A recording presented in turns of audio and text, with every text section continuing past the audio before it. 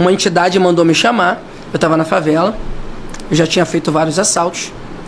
E eu tinha feito um assalto com um amigo. Que a gente tinha feito um ganho muito grande, joias, armas. E ele cresceu o olho, mas até então ainda não sabia de nada.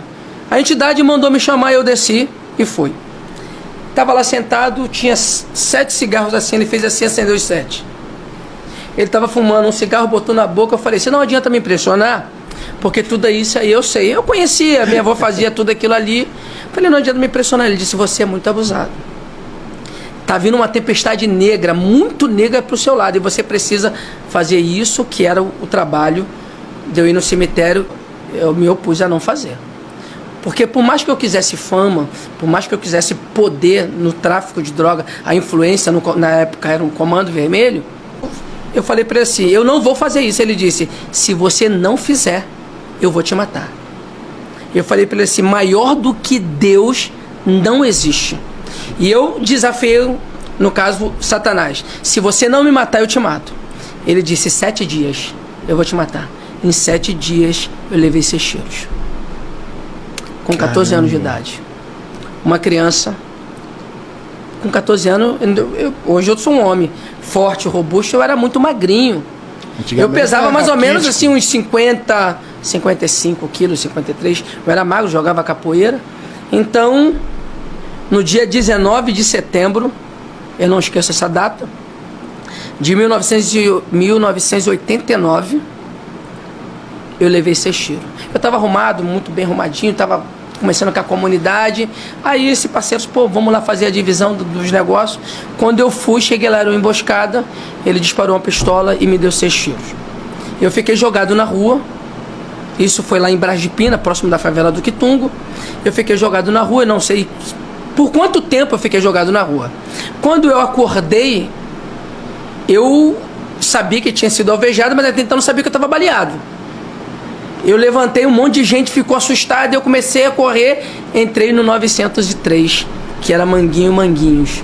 Quando eu entrei sentei no banquinho da frente, quando eu percebi que eu estava tendo sono, quando eu botei a mão no rosto, sangue. Aí eu entrei em desespero, entrei em pânico. Aí comecei a gritar que ia morrer, e me balançava, porque eu não queria adormecer, quando veio uma menina, que eu tenho certeza que essa menina, se ela não foi uma enviada de Deus, ela era um anjo. Ela tocou no meu braço e disse, você não vai morrer. Falei, mas eu tô perdendo muito sangue. Eu levei aqui, ó. A câmera tá ali, dá pra ver. Eu levei 3 tiros aqui. Execução mesmo. E foi próximo, foi 2 metros de distância. E levei aqui no braço, ó, 1, 2. Na realidade, o tiro entrou aqui, saiu aqui, entrou aqui, saiu aqui, e um tiro na barriga. Levei 6 tiros com 14 anos de idade. E fui pro Getúlio Vargas. Cheguei no Getúlio Vargas, ela me levou, ela me conduziu até a entrada. Fui lá, dei nome, endereço e o telefone da favela onde eu morava, que era uma favela que na época era o telefone comunitário. Ligaram para minha família, lá no Quitungo. O chefe da associação, o nome dele era William, eu lembro disso. E chamaram a minha família, eu dei entrada no hospital Getúlio Vargas e eu apaguei. Dali eu não lembro mais de nada. Segundo a minha família, segundo os médicos, eu tinha entrado em óbito, com 14 anos de idade, 3 tiros na cabeça. E nesse período eu me via, exatamente como o filme Ghost, exatamente. Júlio, eu tive uma experiência que eu só fui entender depois que eu conheci Jesus. Eu via Marcelo em pé, vendo o Marcelo deitado. Eu me via nu, sem vida, o corpo, e eu me via. Quando de repente, era como se fosse um túnel, muita neblina, vinha um homem grande, alto, como o seu rosto era como o resplendor do sol do meio-dia. E quando ele vinha, ele olhava para mim, eu olhava para o meu corpo. Quando ele olhou para o meu corpo, ele tocou nas minhas vistas. Quando ele tocou nas minhas vistas, eu acordei no Getúlio Vargas. Meu cunhado, o apelido dele era Goiaba. Ele levantou e quando eu falei, tá vivo, foi um reboliço terrível no Getúlio Vargas.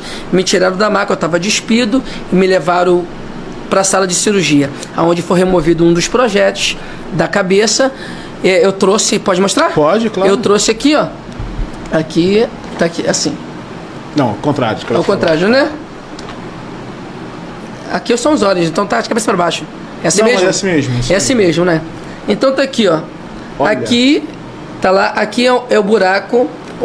Eu descobri aqui que ele é técnico Formado em radiologia também. formado em radiologia. E então ele me explicou alguns detalhes. O projétil entrou 3 tiros aqui, muito próximo um do outro. Ó. Dá pra ver aqui, talvez um aqui e 2 aqui, um do lado do outro. Entrou os 3, essa claridade todinha aí, ó. E os projéteis estão alojados. Daqui dá pra ver melhor? Aonde eles estão alojados, ó. Tá vendo aqui, ó? 2 projéteis. Isso aqui só é repetição.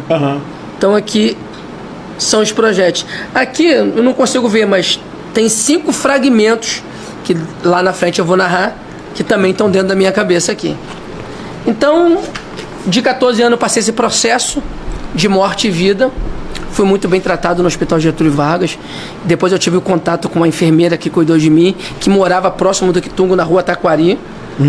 E ela falou: rapaz, você foi um milagre, todo mundo falava de você, os médicos, todo mundo. Realmente eu era muito visitado no quarto por muitos médicos, porque queriam estudar, entender o rapaz que levou. Como tomou 3 tiros na cabeça, morreu. Cheguei a óbito e viveu de novo.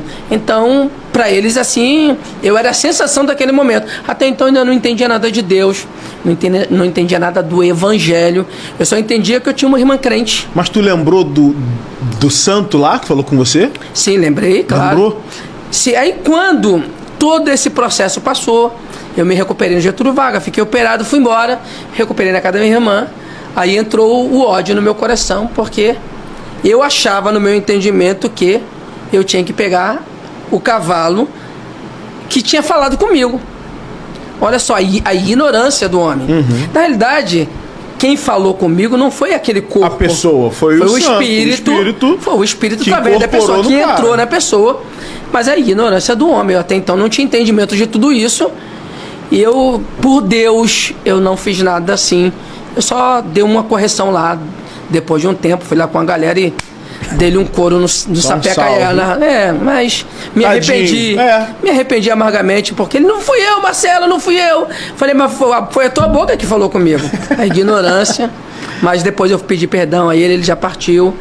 Esse ser humano já partiu. O nome dele era Ivan, ele era um pai de santo lá da favela do Cruzeiro, lá do Complexo da Penha. Mas eu não conhecia o Evangelho, estava no tempo da minha ignorância.